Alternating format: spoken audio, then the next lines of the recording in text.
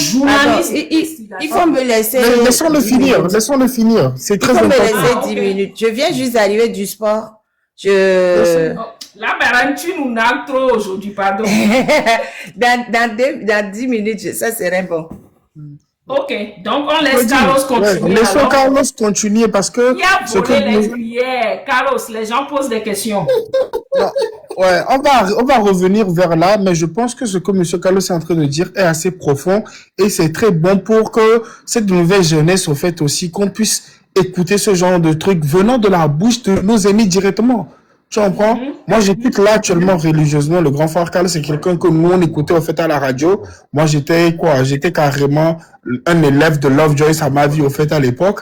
Tu comprends? Donc, des grands frères comme Carlos qui étaient aussi des grands frères que nous, on écoutait. Donc, aujourd'hui, l'écouter, rencontrer lui-même son histoire, son vécu et surtout, comment est-ce que les trucs ont été faits, qu'il y a les trahisons et autres, ça nous permet au fait d'aujourd'hui de ramener beaucoup plus d'eau au fait à notre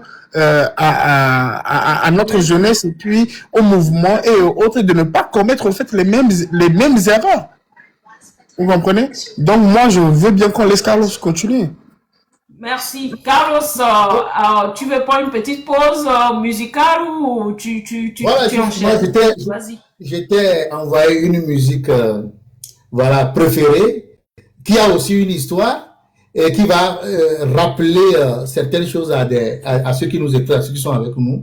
Tu peux balancer cette musique en attendant qu'on revienne afin que je prenne un petit café. Merci Carlos. Et effectivement, c'est très important qu'on t'écoute religieusement et ça nous permet de comprendre certaines choses. À KVV, Nikeli Faha.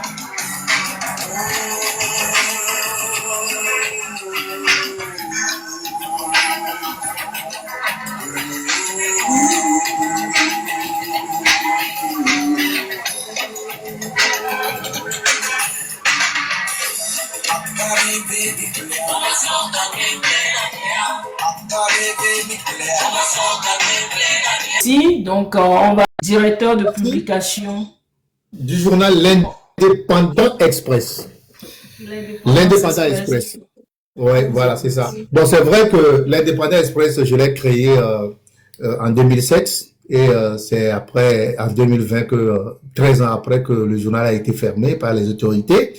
J'ai commencé le journalisme en 1996 en première année d'université avec Radio Galaxy qui était une radio communautaire, une radio culturelle. C'était une radio de Pitan-Tchala à l'époque. Bon, comme on aimait la radio quand j'étais à l'université, j'ai étudié la sociologie. Donc, je venais faire des émissions culturelles tous les samedis. Après, j'ai été emballé. En 2001, justement, on va parler de cette chanson. Il y a Ita Jurias, paix à son âme, qui a créé Radio Victoire. Quand elle a créé Radio Victoire, à l'époque où il y avait seulement que Radio Tropique FM, Nana FM et puis Radio Victoire, il n'y avait pas de tribune pour parler des choses politiques. Donc Ita, le journaliste nous a appelés, moi et Gilles Bocon, qui est à New York TV, un garçon très bien, très très intelligent, et qui n'est pas sans chaud comme moi, parce que les hommages que j'ai fait à Boibor, je l'ai cité dedans. On était un duo magique où il y avait le chaud et le froid. Moi, j'étais la partie chaude de la boîte et lui, il était la partie froide. Mais ce duo était vraiment magique pour faire bouger les choses. Donc, Ita Jurias nous a appelé pour diriger la radio Victoire. Bon, quand moi je suis venu avec Gilles, on a dit on ne va pas faire la même chose que les autres parce qu'à l'époque les radios FM c'était le béret quoi. Et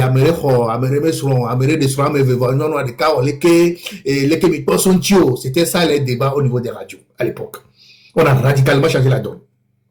J'ai dit à Gilles Bocor, je vais animer une émission à la Juan Gomez de RFI, appel sur l'actualité, que j'appelais vice-versa. Donc, à partir de ce moment, on donnait la parole sur les sujets d'actualité aux populations et je dirigeais l'émission en français, en Nébé et en Kotokoli.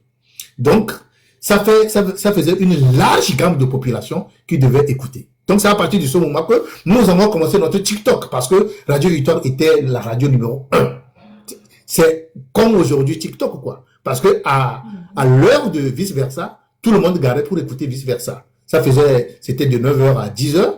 Et à midi, justement, j'animais une émission, c'était à 13h après le journal de midi, qui était présenté par Gilles Boko et son équipe. Moi, je faisais une émission qui s'appelait Papa Legede.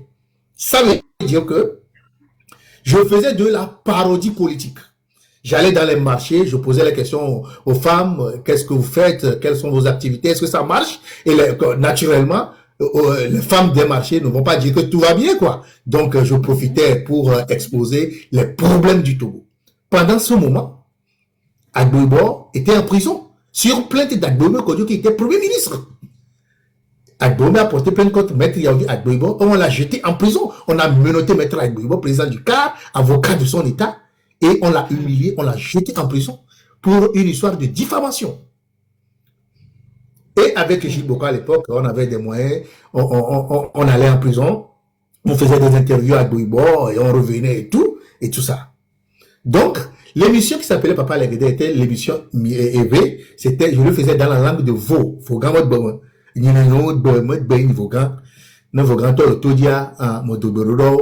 Et tu parles aussi Kotokoli, hein? Kotokoli, EV. Tout ça. Donc, je faisais l'émission puisque vous savez, Vogan Mekbea et Azeko Kovina, Kokuvito et autre en comédie. Donc, quand on a d'autres émissions, le parodie, on en a aussi Azeko Kovina, le comédie, et comme ton papa l'a gagné, au point si papa dans l'autre mais j'avais quel âge? J'avais la vingtaine, j'avais 26 ans, 27 ans à l'époque. Donc, c'était vraiment chouette ces émissions. Mais qu'est-ce qui s'est passé? On a créé une autre émission de débat. Et c'était aussi la première émission de débat politique au Togo, dans les radios. C'était dimanche. On invitait un membre de l'opposition, un membre du pouvoir. Et on faisait la convergence. On appelait ça convergence. Mais à un moment donné, pour saboter l'émission, les gens du pouvoir ne venaient pas. Ils refusaient de répondre à nos invitations parce qu'on les malmenait à l'époque, tout ça. Et le pouvoir a saisi cette occasion pour dire que voilà, nous faisions des émissions et on ne faisait pas de contradiction. La HAC a fait plusieurs mises en demeure. Un beau matin, le général Ouala, ministre de l'Intérieur, il a débarqué en pleine émission dimanche avec un véhicule de la gendarmerie, avec des éléments. Ils sont rentrés en studio, quand on a sauté par la fenêtre, ils ont arraché les câbles, ils ont pris les émetteurs, tout, ils ont mis dans leur véhicule, ils sont partis. Voilà le jour où Radio Victoire a été fermée. Donc c'est l'histoire de Radio Victoire, première formule. Il a fallu la mort d'Yadema pour que Radio Victoire ne soit ce qu'elle soit aujourd'hui. Donc ça c'est la parenthèse de Radio Victoire. Et cette musique-là, c'était Thierry Nkelifa, un jeune très talentueux, avec qui j'étais en contact. Et il avait sorti cette chanson justement en 2001. Et moi, j'ai fait la promotion de la chanson à travers l'émission. Donc, tout Lomé, pour tous ceux qui connaissaient Radio Victoire, me reconnaissent très bien dans cette chanson. C'est une chanson magique. Donc, voilà un peu comment Radio Victoire a été fermée. C'était le premier déboire en matière de presse quand j'avais quitté Radio Galaxie pour venir à Radio Victoire. C'est très important de parler de la santé mentale des Togolais face aux réseaux sociaux parce que moi-même, je suis ici, vous savez, je le dis publiquement parce que ça peut peut-être inspirer, ou bien ça peut inciter certaines personnes à me prodiguer des conseils. Quand je suis dans ma chambre et que on toque, mon cœur se fend, mon cœur bat. Vous savez pourquoi? Parce que quand j'étais au SCRIC, ils ont une manière de torturer les gens. Vous savez, le portail est un portail métallique massif. Chaque 10 minutes, quand tu es en détention, on vient claquer. Bah, on ouvrait, on fermait. Mais quand tu vis ça pendant 1 nuit, 2 nuits, 3 nuits, 4 nuits, ben, quand tu entends une porte claquer, ou tu entends un bruit beau comme ça, là, ton cœur va sauter. Et jusqu'à ce jour, j'ai ce problème-là. Je ne peux pas être dans ma chambre quelqu'un toqué, ou quand un pneu s'éclate, ou bien une voiture klaxonne. Heureusement, en Europe, on ne klaxonne pas en désordre. Donc, ça fait que... Mais tous les bruits subites me créent voilà, un battement de cœur très, très, très fort. Donc, la santé mentale est très importante. Nous sommes tous traumatisés. Et moi, je vais dire que le Togo même est traumatisé. Quand vous allez voir le Togo, rien ne réussit plus au Togo. Hein. Faure Gnassingbé a bien envie de changer le Togo, mais il n'y arrive pas parce que le Togo est traumatisé. Le pays même est traumatisé. Et vous allez voir, ces dirigeants, moi j'ai étudié la sociologie. La sociologie, c'est aussi la psychologie, c'est l'anthropologie, c'est l'ethnologie, c'est la philosophie. Donc, avec mes études sociologiques, je sais lire dans les dizaines des gens s'ils sont contents, bien s'ils ne sont pas contents, ou s'ils ont un problème. Mais quand je vois les autorités togolaises assises, en train de suivre une conférence, en train de faire quelque chose, j'ai pitié d'elles. Parce que elles sont malades. Les ministres, les députés, ils sont traumatisés. Je pensais la dernière fois, je disais même que, à moi, pas tant de dire à Djourouvi, quoi. C'est-à-dire que nous le pompons maintenant, pas même comme les noasia, pas tant de dire à Djourouvi. Nous, pour naïle qu'il y a. C'est-à-dire que quand la caméra vient sur eux, ils savent que, ils sont contestés. À mon moment, bon. Donc, alors qu'à Djourouvi, lui, c'est ça, c'est son visage naturel, quoi. Il a toujours une mine désappointée. Voilà. Donc, finalement, quand tu vas fort, il serre la mine, il ressemble à Djourouvi. Quand tu vas à DJ, il serre la mine, il ressemble à Djourouvi. Quand tu vas doucer, il serre la mine. Le caméra de Djourouvi, quoi. Au rond, pas même quoi. Donc, la santé mentale, c'est que les Togolais se réfugient. Je vais en revenir, hein. Je suis toujours dans la logique, mais il faudrait qu'on fasse une parenthèse parce qu'on est dans une thématique qui est importante d'être relevée puisque c'est mon domaine d'expertise, le domaine de la psychologie. C'est l'espace, les réseaux sociaux constituent maintenant l'espace de défoulement. Non seulement de défoulement, mais de douleur et de résistance des populations togolaises et aussi de guérison. Les gens sont satisfaits quand ils finissent de se défouler. C'est ça. Donc, les réseaux sociaux sont devenus un peu le miroir du mental collectif des Togolais. Donc, quand ils se regardent dedans, ils sont plus ou moins guéris. Facebook ou TikTok n'est plus seulement un réseau, mais c'est devenu une thérapie, malheureusement, sauvage, parce que ça emballe. Les Togolais, ils viennent, ils insultent, ils s'y vengent, ils soutiennent, et voilà quoi. Tout se passe sur les réseaux sociaux de cette façon. Pourquoi? Parce que il y a eu un blocage de la parole dans la société par le régime politique. Et le Togolais a été traumatisé pour ça. On a compressé le Togolais, il n'est pas arrivé à s'exprimer. Il y a eu un manque d'espace de dialogue public avant les réseaux sociaux. Donc ça a créé un stress social, politique et économique dans le pays. Et quand tu circules dans le pays, l'air qui circule, même l'air est tellement stressant que tu ne peux pas être à l'aise. Et il est loin du Sobena. Nous traversons au Bénin, mais Ayapopo, est-ce que changé là quoi? Vous savez, les frontières c'est autre chose. Nous Dieu est grand, même tu Dieu est grand, tu sens que il y a un air de liberté qui s'ouvre sur toi. Et c'est de ça qu'il s'agit. Donc le pays est traumatisé, les autorités sont traumatisées, alors les citoyens, on ne peut pas cesser d'en parler.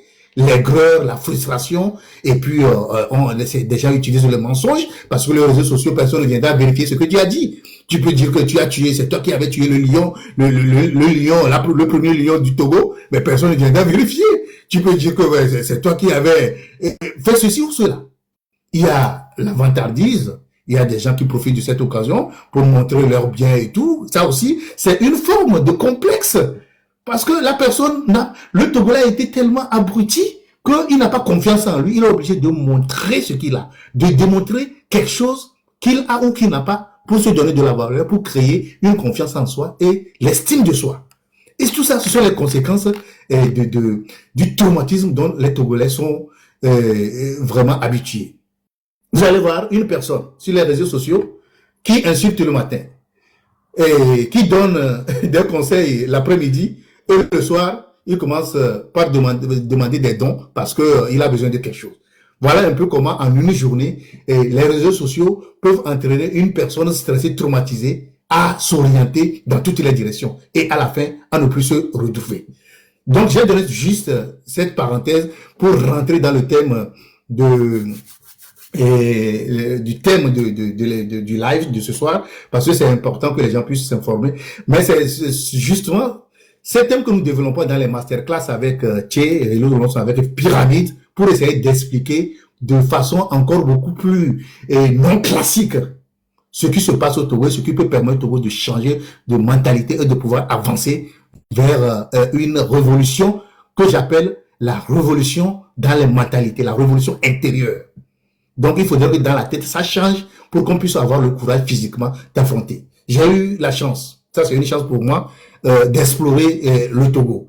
Et une centaine de villages dans les recherches sociologiques, et la radio, et les droits humains, où j'ai été président de la coalition, et j'ai fait tout le pays avec toutes les organisations, j'ai fait des séminaires et tout. Donc, c'est une chance pour moi de pouvoir maîtriser un peu l'écosystème politique, économique, social, ethnique, ethnologique et géopolitique du Togo. Et ça me met tellement à l'aise parce que j'ai, à côté de cette expérience, fait d'autres expériences à l'étranger. Donc, en 2011, en 2010, j'ai eu la plainte du chef de l'État. En 2011, on m'informe qu'on a débarqué une cargaison de riz. 450 000 tonnes de riz. 495 000 tonnes, pour être précis, au port de Lomé. Et les services phytosanitaires du port de Lomé ont déclaré le riz en question impropre à la consommation humaine. Ça veut dire que le riz était pourri, contaminé au fumitoxin, qui est un produit toxique de conservation du riz, mais dans un sac. Qui était celle qui avait importé ce riz-là? Julie Béguédou, maîtresse de Fort Gnassingbé. Et on a dit le riz ne devait pas être déversé sur le marché. Elle a usé de son influence pour dire que jamais ce riz devait être déversé. En l'espace d'une semaine, on a fait des sacs et puis on a baptisé ce riz et tous les magasins ont été voilà, fournis. Et le riz était déjà sur le marché pour être vendu. Aoumé Zounou était le ministre du Commerce. J'ai lancé l'article. J'ai fait les vérifications nécessaires. Ah bon, s'il vous plaît, répétez la partie, s'il vous plaît. C'est très important. S'il vous plaît. S'il vous plaît, grand frère. S'il vous plaît. Je commence à partir d'où? À partir du port. À partir du port, le riz, le propriétaire du riz, le riz sur le marché. Merci. Très bien. En 2010, il a été débarqué au port de Lomé 495 000 tonnes de riz. Les services phytosanitaires du port m'ont alerté et m'ont dit que, Carlos, il y a un riz qui a été déclaré impropre à la consommation, avec preuve, parce que j'ai eu les résultats phytosanitaires, et ce riz a été contaminé au fumitoxin. Le fumitoxin, c'est un produit de conservation du riz, mais qu'on ne verse pas directement sur le riz, qu'on verse dans le riz qui est déjà dans des sacs pour essayer d'empêcher les insectes et tout ça là d'attaquer le riz. Donc, celle qui avait importé le riz, c'est Julie Béguédou, maîtresse, chef de l'État, Fort Gnassingbé. On lui a dit, ce riz ne peut pas être sur le marché parce que c'est impropre à la consommation humaine. Elle dit jamais, elle a usé de son influence, elle est allée au Ghana fabriquer des sacs et avec des labels de sa société et elle a déjà mis le riz sur le marché, dans les magasins, chez les grossistes. Donc à partir de ce moment, le riz devait être disponible pour tout le monde. Un riz contaminé, 495 000 tonnes, vous imaginez? Après mes enquêtes, moi j'avais toutes les informations, j'ai le résultat phytosanitaire et tout. J'ai bombardé un mardi dans l'Indépendant Express 495 000 tonnes de riz toxiques déversées sur le marché. Société Élysée Coutral, Julie Béguédou. Scandale. Tous les mardis, c'est vrai que tout le monde s'attendait à avoir l'information de l'Indépendant Express parce que tous les mardis, on bombardait. Ça, c'était sûr. Tous les sujets étaient pertinents. Le lendemain matin, Elle a envoyé des gens dont je tais le nom, acheter tous les journaux sur le marché pour que les gens ne puissent pas se procurer le journal. Et quand tu fais ça à un journaliste, à un journal, tu lui fais de bonnes affaires. Tous les journaux, c'est-à-dire que on avait fait souvent quand on sort le journal, on fait la pub à la radio, les gens de Radio Nostalgie, Rodrigue Lawson. Quand j'ai fait la publicité, les gens sont allés sur le marché, il n'y avait pas le journal. Ils ont saisi partout, ils ont tout acheté. Ah, j'ai eu l'information que au niveau des vendeurs, que voilà, Amereva et son Mouva, ne va pas amener les journaux, ne les bon, regarde. Déjà à 6 heures. Et ça fait bonne affaire. Nous, quand on ramasse les journaux sur le marché, on fait une réimpression. Je suis allé automatiquement commander une nouvelle impression. Donc le journal est encore sorti en bonne quantité le mercredi.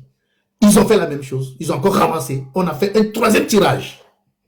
Et comme ils ne peuvent pas continuer à ramasser, c'est passé. Parce qu'entre-temps, les gens ont photocopié et ils vendaient. Les vendeurs aussi, ils font de bonnes affaires quand le journal à la côte. Donc, on a fait tout ça et ils n'ont plus ramassé sur le marché. Donc maintenant, il faut passer à l'opération commando, plainte. Donc, une année après la plainte de Florent Gnassingbé, c'est la plainte de Julie Bénédou. Je devrais comparaître devant les tribunaux. J'avais des merveilleux avocats, Maître Agbogran et aussi Maître Afan Bédi. Il est très bon, hein? Il fait de la plaidoirie. Ça, reconnaissons-le, malgré son côté qu'on lui connaît aujourd'hui. Il fait de la plaidoirie. De 8 heures à 15 heures, j'étais devant les juges avec mes avocats, avec la mobilisation de la population. On avait mis des véhicules de la gendarmerie. Elle était tellement sûre d'elle qu'elle disait que aujourd'hui on le condamne, on le met, la prison n'est pas loin, quoi. Donc on fait le mandat de dépôt et puis il va en prison directement. Et je ne sais pas ce qui me sauvait, mais on a fait le premier jugement. On m'a condamné à payer 3 milliards de francs CFA pour dommages et intérêts. Au Togo. Et pourtant, au Togo, 3 milliards de francs CFA. RFI, Jeune Afrique, et puis les réseaux, à l'époque, Facebook fonctionnait. Donc, des gens faisaient, et Carlos le Galilée, et tout ça, et pourtant, le riz est contaminé et tout. Mais, la mauvaise note pour eux, qui leur a fait de la mauvaise publicité, le ministre du Commerce, qui est devenu après premier ministre, Ahmed Zoumou, a fait un communiqué qu'on a lu à la TVT pour dire que il y a un journal qui a écrit que Julie Bénédou a importé du riz contaminé, que en fait, c'est une fausse information parce que le riz a été contaminé à la surface et ils ont raclé cette surface-là pour jeter. Donc, le bas est bon.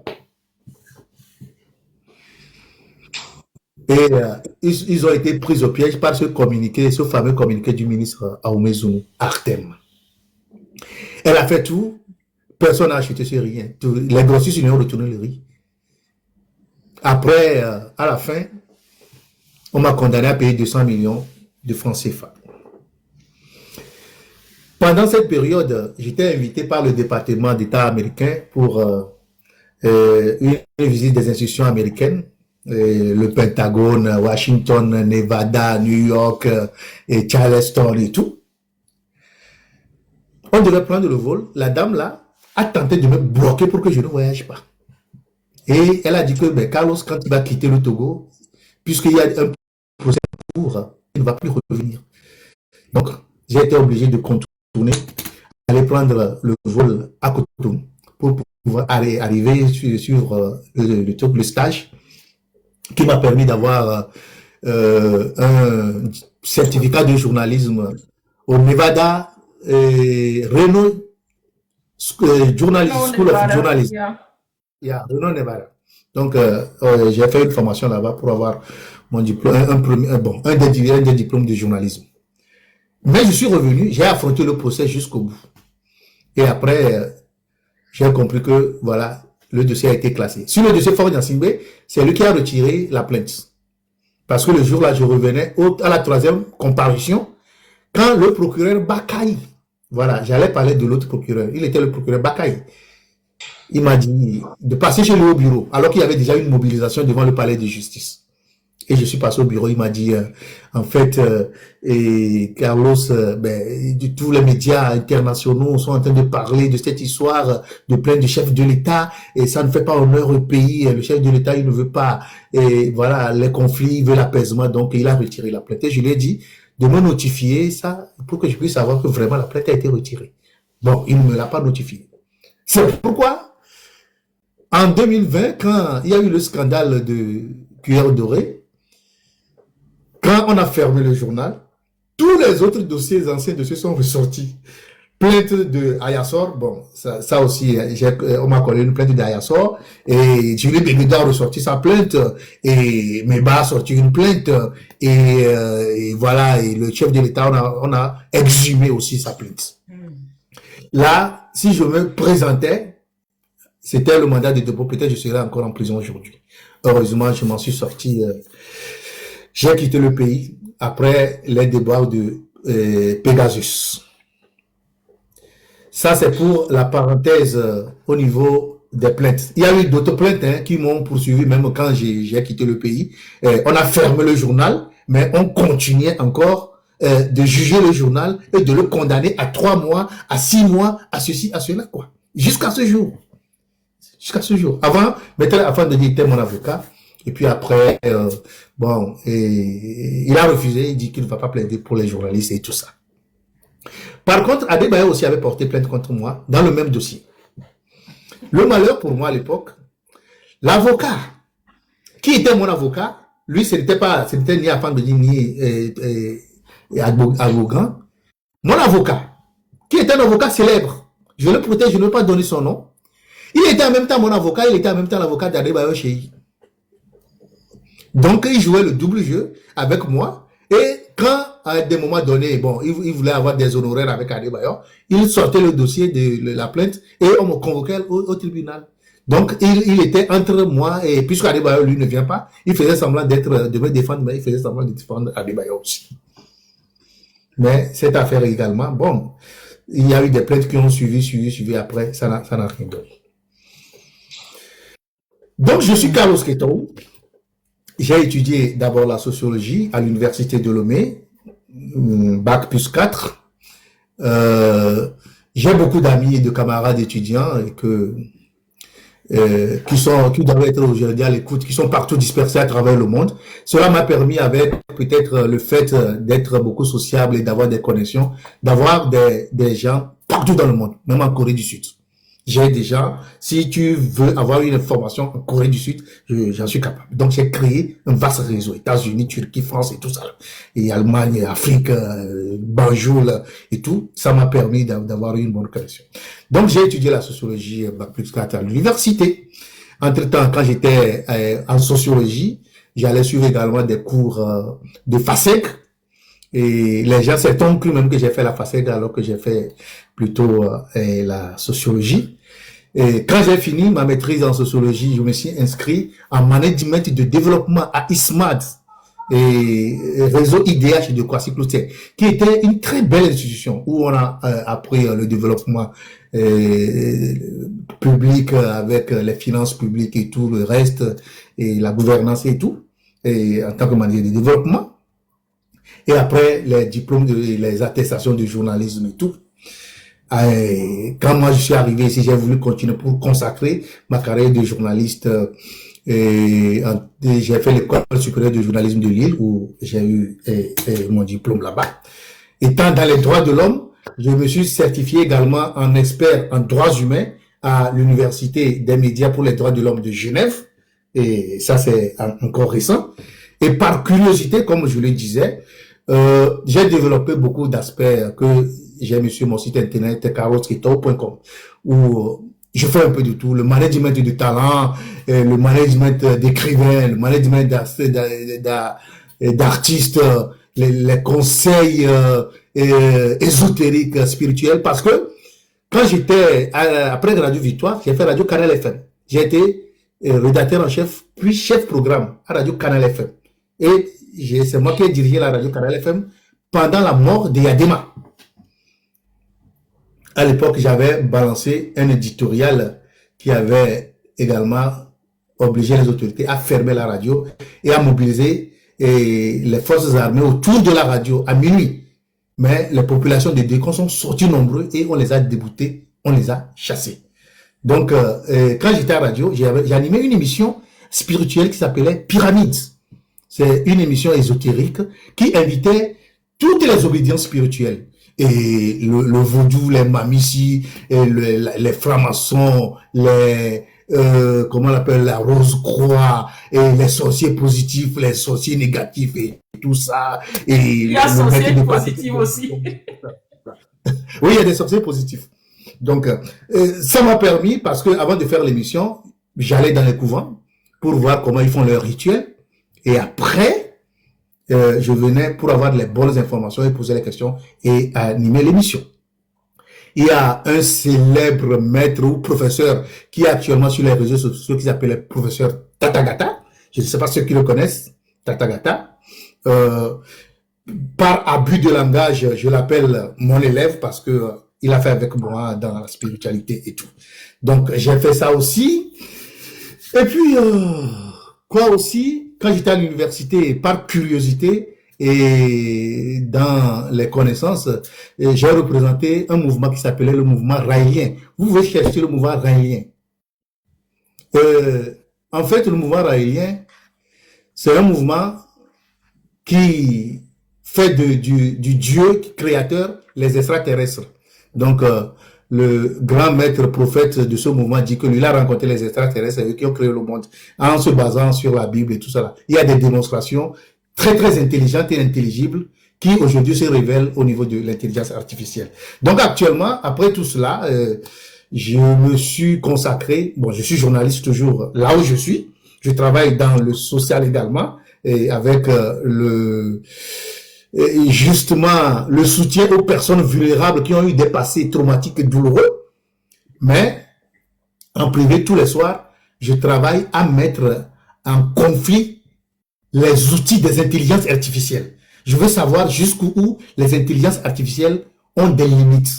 Qu'est-ce que telle intelligence fait? Qu'est-ce que l'autre fait? Et je vois les limites de ces intelligences artificielles pour mieux les interpréter. Donc, bientôt, on va commencer aussi des lives là-dessus où je vais inviter les étudiants et tous ceux qui s'intéressent à l'intelligence artificielle à pouvoir échanger sur ce monde qui est un monde fascinant, qui est un monde très très fascinant.